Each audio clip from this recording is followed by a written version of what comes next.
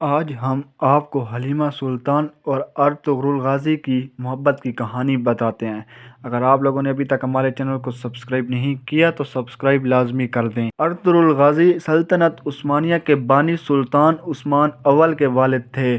وہ 13ویں صدی میں کئی قبیلے کے سردار تھے اور ان کی بہادری اور قیادت نے عثمانی سلطنت کے قیام کی بنیاد رکھی۔ ارطغرل غازی کی بہادری، عدل اور اسلامی اقتدار کی پاسداری نے انہیں تاریخ میں ایک نمایاں شخصیت بنا دیا۔ ارطغرل غازی 1191 میں ترکمان قبیلے کئی میں پیدا ہوئے۔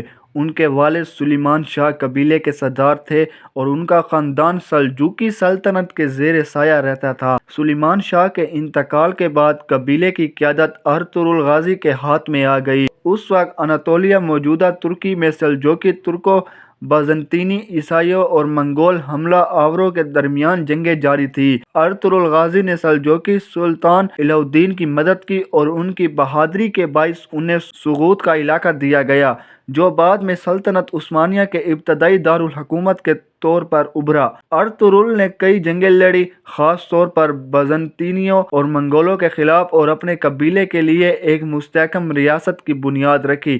ان کی جنگی حکمت عملی اور بہادری کی بدولت کئی قبیلہ مضبوط ہوتا گیا۔ 1281 میں تقریباً 90 سال کی عمر میں ارطغرل غازی کا انتقال ہوا اور انہیں سوغوت میں دفن کیا گیا۔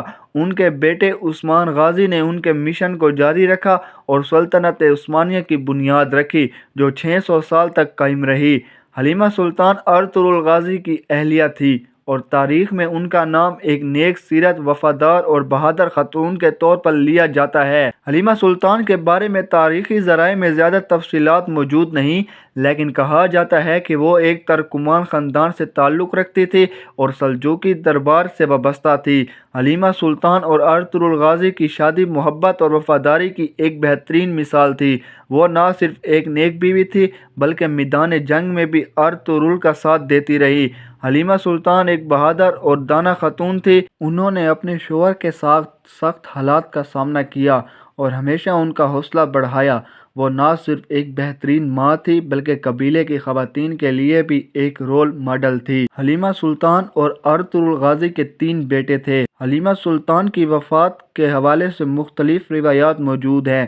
کچھ کے مطابق وہ ارطغرل غازی کی حیات میں ہی انتقال کر گئیں، جبکہ کچھ کے مطابق وہ ان کے بعد وفات پا گئیں۔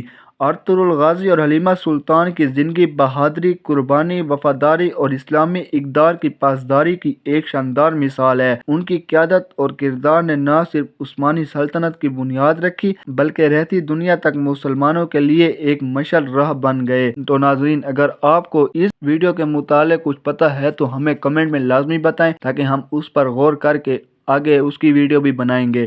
اگر چینل کو سبسکرائب نہیں کیا تو سبسکرائب لازمی کر دیں۔